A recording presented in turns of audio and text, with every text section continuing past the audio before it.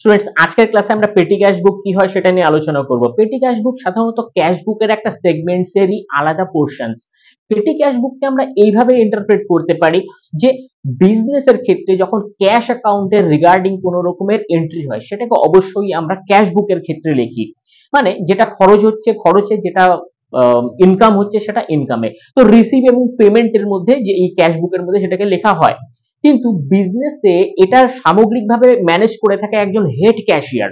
এবার হেড ক্যাশিয়ারের পক্ষে খুব ডিফিকাল্ট হয় খুব ছোট ছোট পরিমাণে যে খরচগুলো সারা মাসে হয় এই খুচরো খরচগুলোকে রাখা।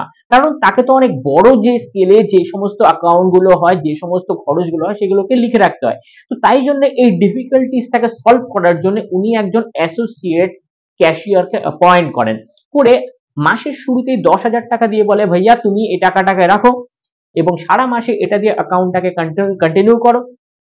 খরচ করতে গিয়ে যদি তোমার কম পড়ে তখন আবার দেখা যাবে এবং টাকা আমি বাকি দিয়ে দেব।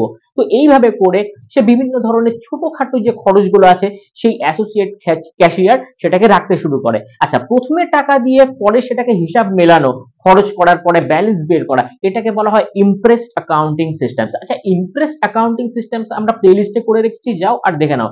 আচ্ছা, ইমপ্রেসড অ্যাকাউন্টস এর কতগুলো এক্সাম্পলস হচ্ছে, যেরকম একটা মার্কার পেন কিনতে হবে, খুব ছোট 10 টাকার একটা খরচ হবে।